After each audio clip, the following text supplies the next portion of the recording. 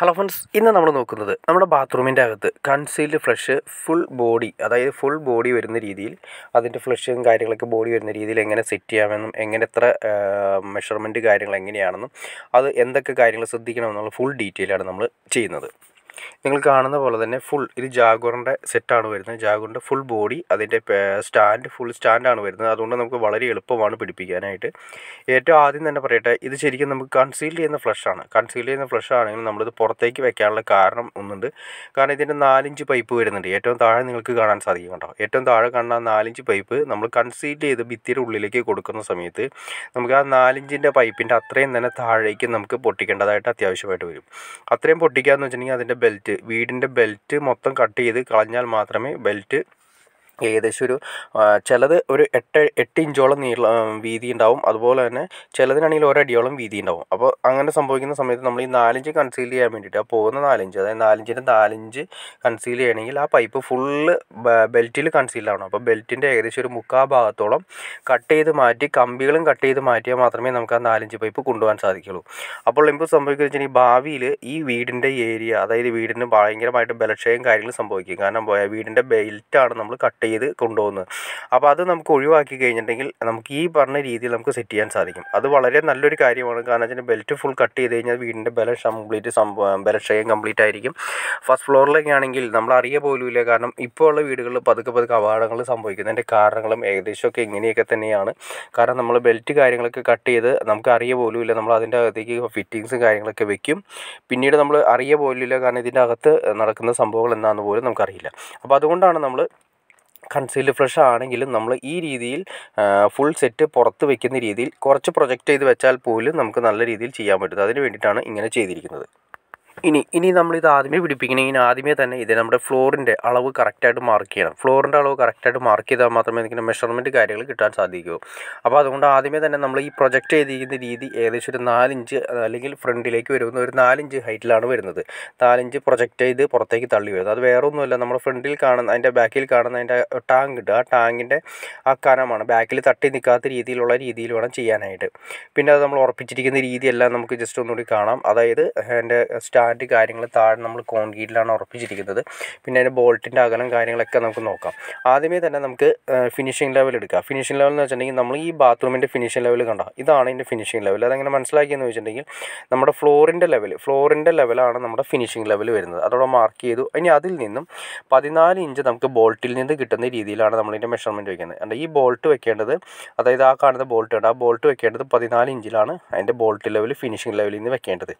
പിന്നെ നമ്മൾ സാധാരണ രീതിയിൽ ചെയ്യുന്ന പോലെ തന്നെ പ്രശ്നം കാര്യങ്ങളൊന്നുമില്ല. കാരണം അതിൻ്റെ ലോക്ക് കാര്യങ്ങളെല്ലാം തന്നിട്ടുണ്ട്. അപ്പോൾ അതുകൊണ്ട് 4 ഇഞ്ച് കാര്യങ്ങളൊന്നും തിരിഞ്ഞു പോകുന്നു, 1.25 ഇഞ്ച് പൈപ്പ് മുകളിലേക്ക് പോയിരിക്കുന്ന 1.25 ഇഞ്ച് പൈപ്പ് മാറി പോകുന്നോ ഒന്നും പേടിക്കേണ്ട കാര്യമില്ല. കാരണം എല്ലാം തന്നെ ആ മോൾഡ് ചെയ്തിരിക്കുന്ന ആ സിസ്റ്റത്തിലാണ് വന്നിരിക്കുന്നത്. അതുകൊണ്ട് നമുക്ക് ധൈര്യമായിട്ട് വെക്കാൻ സാധിക്കും. അപ്പോൾ ചെയ്യേണ്ട കാര്യത്തിലുള്ളൂ, നമ്മുടെ ഫിനിഷിംഗ് ലെവലിൽ നിന്ന് ബാത്റൂമിൻ്റെ ഫിനിഷിംഗ് ലെവലിൽ നിന്ന് 14 ഇഞ്ച് വേണം കറക്റ്റ് ചെയ്ത് നമ്മൾ ബോട്ട് ലെവൽ വയ്ക്കാൻ. പിന്നെ ഇതിൻ്റെ മുകളിൽ നിന്നാണ് അതിൻ്റെ ഇന്ന് കയറിയിരിക്കുന്നത്. അപ്പോൾ അതിന് വേണ്ടിയിട്ട് നമ്മൾ CPVC പൈപ്പാണ് കംപ്ലീറ്റ് എല്ലാം കൊടുത്തിരിക്കുന്നത്. ചൂടുവെള്ളത്തിന് വേണ്ടിയിട്ട് സെപ്പറേറ്റ് CPVC പൈപ്പ് കൊടുത്തിരിക്കുന്നു. അതിന് സെപ്പറേറ്റ് ഒരു കൺസീൽഡ് വാൽവ് കൊടുത്തിട്ടുണ്ട്. അത് നേരെ വന്നതിന് ശേഷം ഇതിൻ്റെ അകത്തേക്ക് നമ്മൾ കണക്ട് ചെയ്തിരിക്കുന്നു. പിന്നെ നമ്മൾ മുകളിലായിട്ട് നമ്മൾ ഉറപ്പിച്ചിരിക്കുന്ന ആങ്കർ ബോൾട്ട് അടിച്ചതിന് ശേഷം അത് വൈബ്രേറ്റ് ചെയ്യാതിരിക്കാൻ, ആ സ്റ്റാൻഡ് മൊത്തം വൈബ്രേറ്റ് ചെയ്യാതെ സ്ട്രോങ് ആയിട്ട് ഇരിക്കാൻ വേണ്ടിയിട്ട് നമ്മൾ ബാക്കിൽ ഫിഷർ ചെയ്തതിന് ശേഷം ഈ ബോൾട്ട് അതിലകത്തേക്ക് ആങ്കർ ബോൾട്ട് ചെയ്ത് ഫിക്സ് ചെയ്തിരിക്കുകയാണ് ചെയ്യുന്നത്. കമ്പനി ഇതെല്ലാം തരുന്നുണ്ട്. ഇതിൻ്റെ കൂടെ തന്നെ ജാഗ്വറിൻ്റെ കൂടെ ഈ കമ്പനിയുടെ കൂടെ തന്നെ എല്ലാ ബോൾട്ടും കാര്യങ്ങളെല്ലാം തരുന്നുണ്ട്. അപ്പോൾ വളരെ സ്ട്രോങ് ആയി 2 സൈഡിലും ഭിത്തിമ സ്ട്രോങ് ചെയ്തു. താഴെ നമ്മൾ കോൺക്രീറ്റിൽ 2 സ്റ്റാൻഡ് താഴെ കോൺക്രീറ്റിൽ ഉറപ്പിച്ചു. അത് വളരെ സ്ട്രോങ് ആയി കഴിഞ്ഞു. ഇനി നമുക്ക് സൈഡിൽ കറക്റ്റായിട്ട് ടൈല് വെച്ച് കറക്റ്റ് ചെയ്താൽ മാത്രം മതി. നല്ല സ്ട്രോങ് ആയിട്ട് തന്നെ ഫുൾ സെറ്റായിട്ട് തന്നെയാണ് ഇരിക്കുന്നത്. അപ്പോൾ അത്രയും നല്ല സ്ട്രോങ് ലെവലിൽ തന്നെ നമുക്ക് ചെയ്യാൻ സാധിക്കും. പിന്നെ വരുന്നതെന്ന് വെച്ചിട്ടുണ്ടെങ്കിൽ ഇതിൻ്റെ മെഷർമെൻറ്റ് കാര്യങ്ങളൊക്കെയാണ്. മെഷർമെൻറ്റ് നമ്മൾ നേരത്തെ പറഞ്ഞ പോലെ തന്നെ ഒരുപാട് പ്രൊജക്ഷനൊന്നും വരുന്നില്ല. വളരെ നിങ്ങൾക്ക് കാണാൻ സാധിക്കും. അതായത് ആ വാട്ടർ ലൈനിൽ നിന്ന് ഏകദേശം വാട്ടർ ടാങ്ക് ജസ്റ്റ് ബാക്കിൽ മുട്ടാത്ത രീതിയിൽ ഒരു 4 ഇഞ്ച് കനമാണ് വരുന്നത്. ഇനി നമുക്കിവിടെ ടൈൽ ഒട്ടിക്കുന്നത്, ഇവിടെയാണ് ടൈൽ ഒട്ടിച്ച് കാര്യങ്ങളെല്ലാം ഫില്ല് ചെയ്യണം. ഇനി അതിൻ്റെ അകത്ത് നമുക്ക് വേണമെങ്കിൽ ഒരുപാട് കട്ട എന്ന് പറയാൻ പറ്റില്ല, ചുടുകട്ട എന്ന് പറയാൻ പറ്റില്ല, ഒരു ചെറിയൊരു പോർഷൻ വെച്ച് കെട്ടിയതിന് ശേഷം അതിൽ ടൈൽ ഒട്ടിക്കുന്നതാണ് ഏറ്റവും നല്ലത്. ഇനി നമുക്ക് ഇതിൻ്റെ സർവീസും കാര്യങ്ങളും നോക്കാം. ഇതിൻ്റെ ഈ കാണുന്ന ഏരിയ ഉണ്ടോ, ഈ ഏരിയ നമുക്ക് സിമ്പിളായിട്ട് ഇങ്ങനെ മാറ്റിയെടുക്കാൻ പറ്റും. ഇപ്പോൾ ടൈൽ ഒട്ടിക്കാത്തതുകൊണ്ടാണ് നമ്മളിത് അടച്ചു വെച്ചിരിക്കുന്നത്. നമുക്ക് പരിക്കനൊന്നും പോകാത്ത രീതിയിൽ. കംപ്ലയിൻറ്റ്സ് കാര്യങ്ങളൊക്കെ വരുന്ന സമയത്ത് നമ്മുടെ വാൽവ് കാര്യങ്ങൾ, പുഷ് ബട്ടൺ, അതായത് നമ്മുടെ ഫ്ലഷ് ചെയ്യുന്ന ബട്ടൺ എല്ലാം എവിടെയാണ് വരുന്നത്, അതിൻ്റെ അകത്ത് നമുക്ക് ചെയ്യാൻ സാധിക്കും. ഇനി എന്തെന്ന് വെച്ചിട്ടുണ്ടെങ്കിൽ ഇത് നമ്മൾ ടൈൽ ഒട്ടിച്ചതിന് ശേഷം ആവശ്യമായ അനുസരണം ഈ ഫ്രണ്ടിൽ കാണുന്ന ഈ പോർഷൻ നമുക്ക് ആവശ്യമില്ലാത്ത പോർഷനാണ്. അത് നമ്മൾ തുറന്നെടുത്തതിന് ശേഷം ആവശ്യത്തിന് ടൈലിൻ്റെ കുറച്ച് പ്രൊജക്റ്റ് ചെയ്ത് പുറത്തേക്ക് വരും. അത് കട്ട് ചെയ്ത് കളയുക. അതിന് ശേഷമാണ് നമ്മുടെ പുഷ് ബട്ടൻ്റെ ഫ്ലഷിൻ്റെ സ്വിച്ച് നമ്മളവിടെ ഫിറ്റ് ചെയ്യുന്നത്.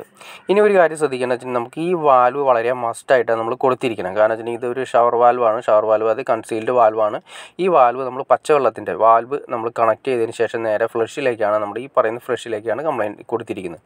ഈ ഫ്ലഷിന് എന്തെങ്കിലും കംപ്ലയിൻറ്റ് കാര്യങ്ങൾ ഉണ്ടാകുന്ന സമയത്ത് നമുക്ക് ഫുൾ ടൈം വെള്ളം എന്തെങ്കിലും ക്ലോസറ്റിലൂടെ പോയിട്ടിരിക്കുകയാണെന്ന് വിചാരിക്കുക.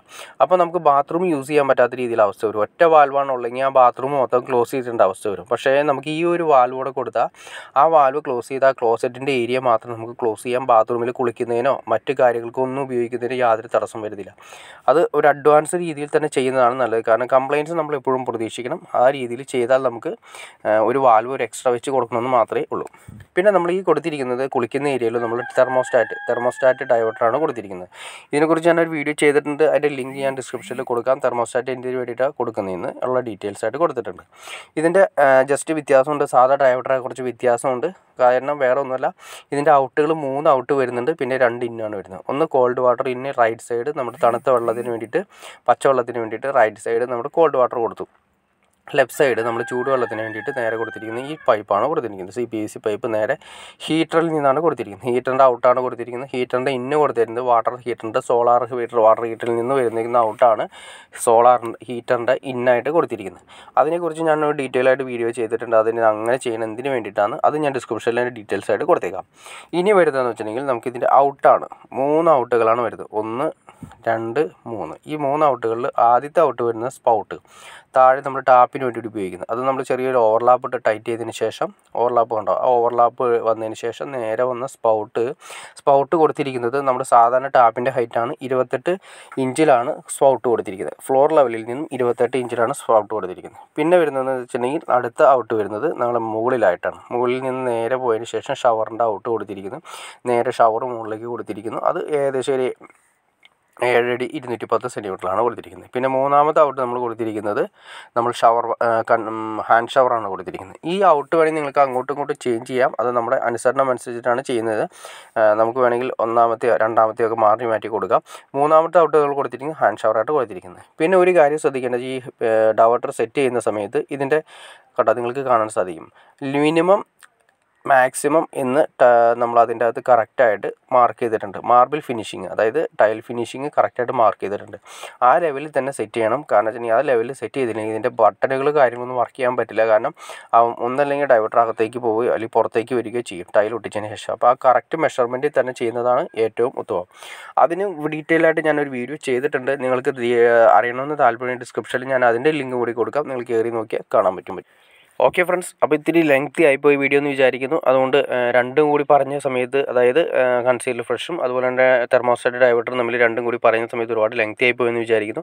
എന്തായാലും കാര്യങ്ങൾ നിങ്ങൾക്ക് മനസ്സിലായി കാണുമെന്ന് വിചാരിക്കുന്നു. ഇനി എന്തെങ്കിലും ഡൗട്ട്സോ കാര്യങ്ങളോ ഉണ്ടെങ്കിൽ തീർച്ചയായിട്ടും കമൻറ്റ് ചെയ്യാൻ മടിക്കരുത്. അതുപോലെ ഷെയർ ചെയ്യാനും മടിക്കരുത്, സബ്സ്ക്രൈബ് ചെയ്യാനും മടിക്കരുത്.